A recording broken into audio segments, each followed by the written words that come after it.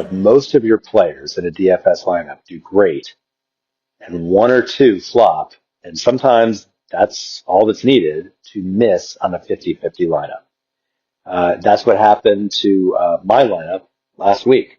I recommended Jaxon Dart at quarterback. He crushed it. Kyle Monange was one of my running backs.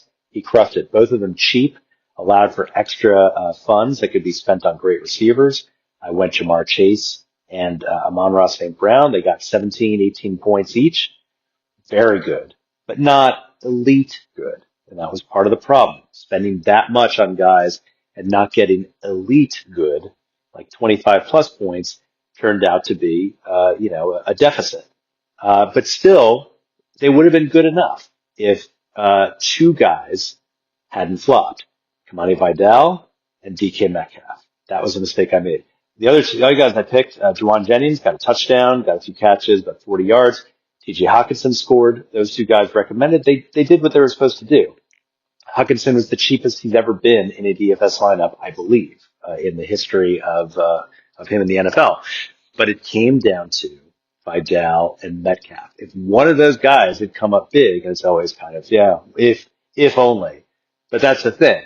If I had two big misses, and if one of those guys had hit the way that I thought they would, Metcalf getting 15 plus points, Vidal getting 20 plus, then it would have won that 50-50, almost hands down. But the fact that I missed so badly with both, that turned out to be the end of any chance I had at doing well with that lineup. So for the lineup today, 4 p.m. Eastern, DraftKings, DFS. It's 3 games on the slate, I believe. And that is starting with Mac Jones, who is the cheapest, I believe, starting quarterback. Maybe Jacoby Brissett is a little cheaper, but I don't trust Brissett as much as I do Mac Jones. Jones is about $5 million, I think, which is pretty inexpensive for a starting quarterback. Brock Purdy is supposedly as of late Saturday night. He might be active. He's expected probably to be active, but he's not going to start. So this lineup assumes that is, in fact, correct. Then I have Jahmyr Gibbs and David Montgomery at running back.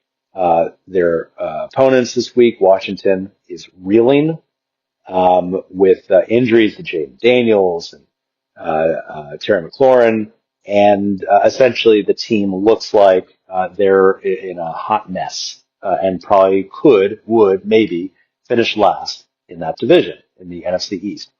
So I think Detroit's going to run all over them. I think Gibbs and Montgomery are going to come up big combined. Combined, they're $13.2 million. So I'm spending that hoping that combined they clear 30 points. I think it's doable. At receiver, I've got Puka Nacua, spending big.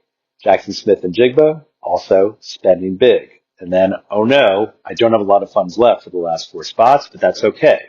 I've got Jameson Williams, very cheap as my number 3 receiver. And I've got Juwan Jennings, also still very cheap at flex. Between those two, I like their odds of getting 12 plus points each, as long as Jaxon Smith-Njigba, Puka Nacua, and Jahmyr Gibbs rocket, which I think they will. And I'm not saying rocket like a rocket ship. I'm saying rocket like ROCK space IT. Then it should be fine. And finally, Terrence Ferguson, the rookie tight end for the Rams, ultra cheap. I think he's like 2.5 million, 2.6 million. He's pretty much as cheap as you can get. And then the 49ers defense, and that gives me 0 remaining salary. That is my lineup. I have a second lineup that has 2 variations, and that is suppose Christian McCaffrey goes nuts again. Well, then I'm swapping out Jahmyr Gibbs with his second lineup and putting in Christian McCaffrey, who is $1 million more expensive. I need to find that million somewhere else and downsize. Perfect.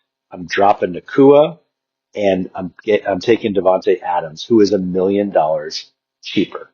So again, I've got my base lineup, and then the variation lineup is swap out Gibbs and Nacua, insert McCaffrey and Adams. I think on balance, it's hard to know which of those 2 combinations is going to do better.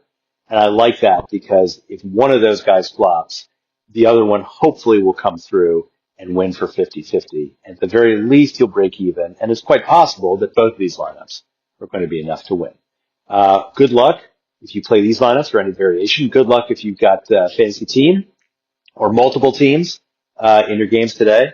Again, I'm BJ Riddell, Fantasy Football for Winners. Follow me on the blog. Email me anytime. See you tomorrow.